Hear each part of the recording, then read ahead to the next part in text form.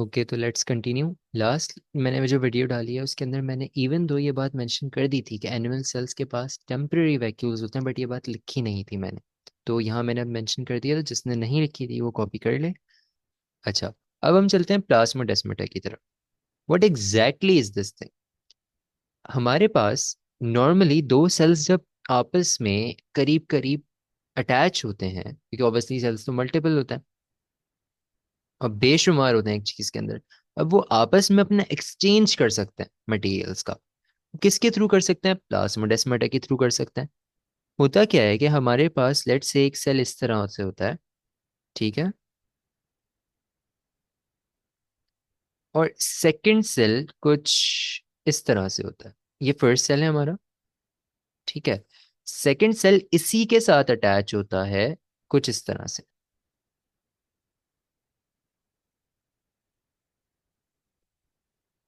बिल्कुल। तो ये वाला जो रीजन है मेरा, ये रीजन मेरा क्या कहलाता है? प्लाज्मोडेस्माटा कहलाता है, ठीक है। इस रीजन, अब ये बनता किन चीज़ों से है? ये साइटोप्लाज्मिक स्ट्रैंड्स की वजह से बनता है। इसके बारे में इतना इन डेप्थ पढ़ने की हमें ज़रूरत नहीं है, तो हम इसके बारे में बस एक छोटी सी ये बात लिख लेते हैं कि अब प्लाज्मोडेस्माटा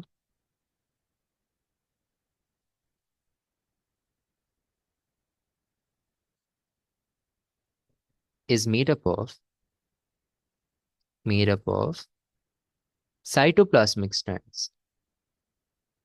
साइटोप्लाज्मिक स्ट्रैंड्स, ठीक है, जो कि कहाँ रन करती है? हमारे पास एक सेल से दूसरे सेल में। ये हमें दिख रहा है कि यहाँ से मूव करके यहाँ मूव कर सकता है, जो भी हमारे पास मटेरियल है जो कि हमें एक्सचेंज कराना है बिटवीन सेल्स। सही है। अब ये इनेबल क्या करती हैं? इनका रोल क्या है? ऑब्वियसली, तो इनका रोल छोटा सा है हमारे पास, कि हम चाहते हैं कि हमारा एक सेल अपना water, sugar, amino acids, proteins, hormones वगैरह अपने बराबर वाले सेल के साथ एक्सचेंज कर सके व्हेन रिक्वायर्ड। एक में कम हो रहा है, दूसरे से उसके साथ एक्सचेंज कर लिया। अब ये है क्यों, ये एग्जिस्ट क्यों करता है? नॉर्मली क्या होगा अगर ये नहीं है?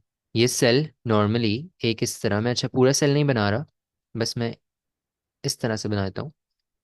अब इस सेल में से इस सेल को कुछ भेजना है, तो क्या मसले आएंगे मेरे पास कि मुझे इस सेल में से सामान निकालना पड़ेगा अपना, जो कि पास करेगा मेरी टोनोप्लास्ट से, जो कि पास करेगा मेरी पार्शली परमिएबल सेल मेम्ब्रेन से, जो कि पास करेगा मेरी सेल वॉल से, फिर मेरे पास एटमॉस्फेयर में आएगा और फिर यहाँ जाएगा। और लेट से अगर एटमॉस्फेयर में नहीं है, बिल्कुल बराबर बराबर भी लगे हैं, लेट से हम एटमॉस्फेयर को अभी हटा ही देते हैं, एटमॉस्फेयर नहीं मतलब सराउंडिंग्स में, हम लेट से ये वाला पार्ट कंसिडर करते हैं कि मतलब हमारी सराउंडिंग का कोई ताल्लुक ही नहीं है, जहाँ पे भी निकल रहा है हमें उसका कोई ताल्लुक ही नहीं है डायरेक्ट निकल के, लेकिन यहाँ से निकलेगा तो तीन तीन लेयर्स पास करके जाएगा हमारे पास। टोनोप्लास्ट पास करेगा, पार्शली परमिएबल मेम्ब्रेन जो कि सबसे इंपॉर्टेंट है इस केस में पढ़ने के लिए, कि वहां से पास करेगा, और उसके बाद क्या होगा हमारे पास दूसरे सेल की सेल वॉल्स के थ्रू होते हुए, फिर उसकी सेल मेम्ब्रेन से होते हुए फिर जाएगा। तो मतलब लंबा प्रोसेस है, रैपिड नहीं है। तो हमें इस प्रोसेस को रैपिड बनाना था, तो हमने क्या बोला? प्लाज्मोडेस्माटा एग्जिस्ट करता है, जो क्या करेंगे, इस प्रोसेस को रैपिड कर देंगे, ठीक है। तो हमने इसके बारे में यही बात लिखनी है कि ये किस लिए काम आता है। सबसे पहली बात, transport of water, sugar, amino acids, ठीक है, और फिर प्रोटीन्स, हॉर्मोन्स वगैरह वगैरह, proteins, hormones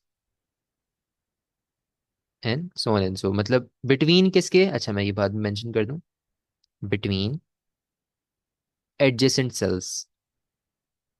adjacent sales, adjacent का मतलब बराबर वाले सेल्स, मतलब ये यहाँ से इधर भी अगर इधर बना हुआ होता मेरे पास कुछ, तो वहां पे भी जा सकता था, बट यहाँ मैंने अभी उस साइड नहीं बनाया, अभी सिर्फ अपने इस वाली साइड पे बराबर जा सकता है ये, ठीक है। दूसरी बात, रैपिड कम्युनिकेशन हो। ये बहुत इंपॉर्टेंट पार्ट है कि रैपिड कम्युनिकेशन करनी है, वरना तो नॉर्मल तरीके से भी जा सकता है, रैपिड नहीं होगा ना लेकिन वो। और मेन चीज रैपिड करने से जो रोकेगी वो हमारे पास हमारी पार्शली परमिएबल मेम्ब्रेन एग्जिस्ट कर रही होगी जो रोकेगी rapid communication between adjacent cells, because substances do not have to pass through, have to pass through the cell membrane। ठीक है, इस वजह से ये जल्दी हो जाएगा, कोई सेल मेम्ब्रेन से जाना नहीं है, पार्शली परमेबल मेम्ब्रेन से जाना नहीं है, वो चेक नहीं करेगी कि किसका साइज बड़ा है किसका कम है, कुछ भेजे कुछ ना भेजे। यहाँ पे जो चाहिए जितना चाहिए जैसे चाहिए ट्रांसफर इजीली हो सकता है। आई होप ये बात क्लियर हो। प्लाज्माडेस्माटा हमारा ये लास्ट स्ट्रक्चर था, अल्ट्रा स्ट्रक्चर जो हमें पढ़ना था, ये हमारा 11th था, जस्ट बाय द वे अगर किसी ने नोटिस किया हो। हमने 11 अल्ट्रा स्ट्रक्चर्स पढ़े हैं स्टार्ट से लेके एंड तक, तो हमारा लास्ट 11th अल्ट्रा स्ट्रक्चर था। अब हमें लास्ट चीज जो हमें करनी है इन सबसे रिलेटेड वो ये है कि हम इनके जरा साइजेस कंपेयर करें। ओके जी। अगर मैं रिलेटिव साइजेस की बात करूं तो मेरे पास मैंने एक ऑर्डर में अपने पास लिखे हैं, जो कि ऑर्डर काफी ज्यादा इंपॉर्टेंट है, जो आपको पता भी होना चाहिए। Nucleus, chloroplast, mitochondria, nucleolus, lysosomes, centrioles और राइबोसोम्स। ये ऑर्डर बहुत इंपॉर्टेंट है और हमें पता होना चाहिए कि ये किस ऑर्डर में है, हमारे पास डिक्रीजिंग ऑर्डर में है। ठीक है, ये डिक्रीजिंग ऑर्डर में है, यानी मेरे पास सबसे बड़ा ये है न्यूक्लियस है, और सबसे छोटा इन सब में मेरे पास क्या है, राइबोसोम है। तो आसान है, कुछ मुश्किल नहीं है, कोई हार्ड एंड फास्ट रूल नहीं है इसको याद करना। कोई एक आप कुछ भी बना लो इससे रिलेटेड, कोई सेंटेंस बना लो जिसके अंदर आप इन सबको कवर कर लो या कुछ भी। जिस फॉर एग्जांपल अगर मैं अपनी बात करूं तो मैंने इसको ऐसे याद किया था, nobody can make noodles like chef Ramsay. Nobody can make noodles like chef Ramsay. तो बहुत सिंपल था।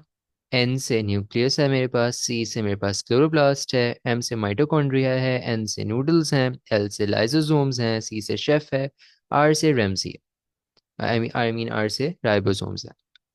ठीक है, स्ट्रेट फॉरवर्ड है। आपको आप कुछ और बना लो, ऑब्वियसली आप गूगल पे सर्च कर लो, अगर आपको वहां से कुछ समझ आता है वो कर लो। बस पेपर में आपको क्या रहेगा, आपको तीन चीजें दे देगा वो, सही, न्यूक्लियस दे देगा, क्लोरोप्लास्ट दे देगा और लेट से राइबोसोम्स दे देगा। वो बोलेगा स्टार मुझे इन डिक्रीजिंग ऑर्डर के अंदर बताओ कि सबसे बड़ा कौन सा है, उसके मिड में कौन है, फिर उसके बाद कौन सा आता है। तो आपको पता होना चाहिए कि न्यूक्लियस सबसे बड़ा है, फिर क्लोरोप्लास्ट आता है, फिर राइबोसोम्स आता है।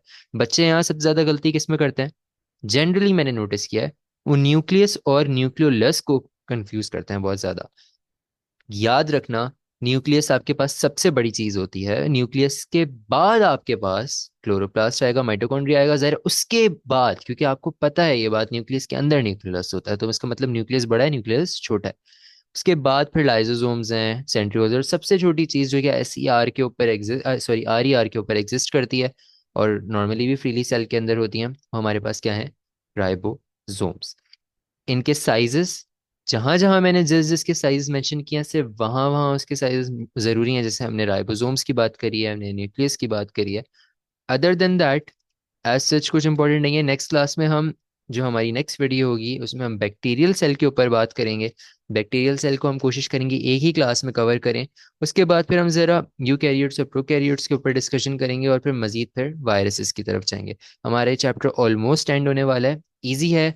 एक दफ़ा डिटेल में एक एक कंपोनेंट को, इसके एक एक स्ट्रक्चर, अल्ट्रा स्ट्रक्चर्स, जो 11 अल्ट्रा स्ट्रक्चर्स अभी तक हमने बात करी, इनको डिटेल में वापस से रीड आउट करो, कोशिश करो बुक से रीड आउट करो, अगर समझ नहीं आता वीडियो दोबारा देखो, बहुत ईजी है, इजीली हो जाए। ठीक है।